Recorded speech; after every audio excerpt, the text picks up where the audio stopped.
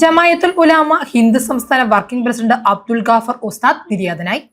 Kulasekharapathi ജാമിയം കശഫുൽ Uloom Arabic കോളേജിന്റെ principal, Edathala Jamiathul കൗശരിയയിലെ ദീർഘകാല മുദ്രിസും ജാമിയത്തുൽ ഉലാമ ഹിന്ദു സംസ്ഥാന വർക്കിംഗ് പ്രസിഡന്റുമായിരുന്ന മൗലാന അബ്ദുൽ ഗഫാർ അൻ കൗസരി 65 നിര്യാതനായി. ഖബറടക്കം ഇന്ന് അസർ നമസ്കാരാനന്തരം ചേരാനല്ലൂർ ഇടപ്പള്ളി ജുമാ മസ്ജിദ് ഖബർസ്ഥാനിൽ.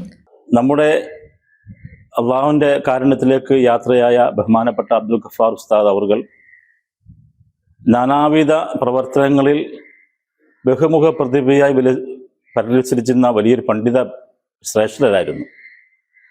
കശാഫുൽ ഉലൂമിനെ സംബന്ധിച്ച് പറയുകയാണെങ്കിൽ ഒരു തീരാ നഷ്ടവും, അദ്ദേഹം ഇവിടെ കാഴ്ചവെച്ച ഉന്നതമായ മൂല്യങ്ങളുള്ള ഒത്തിരി ഗുണങ്ങൾ അദ്ദേഹത്തിൽ അത്ഭുതമായിരുന്നു. അത് ഇവിടെ അദ്ദേഹം കാഴ്ചവെക്കുകയും ചെയ്തിരുന്നു.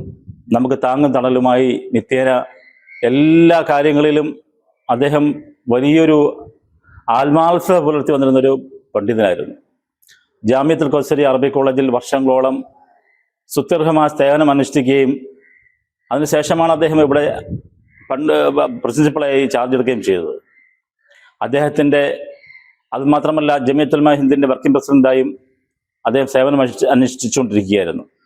അദ്ദേഹത്തിൻ്റെ തീരാ നഷ്ടം കേരളക്കരെ അല്ലാതെ ഒരു നല്ലൊരു പ്രസ്ഥാനത്തിന് വേണ്ടി മാത്രമല്ല, നമ്മുടെ ഈ കശാഫുൽ ഉലൂം അറബിക് കോളേജിൻ്റെ പുരോഗതിക്കും അത് വലിയ വിഷമമായി തീർന്നിരിക്കുകയാണ്.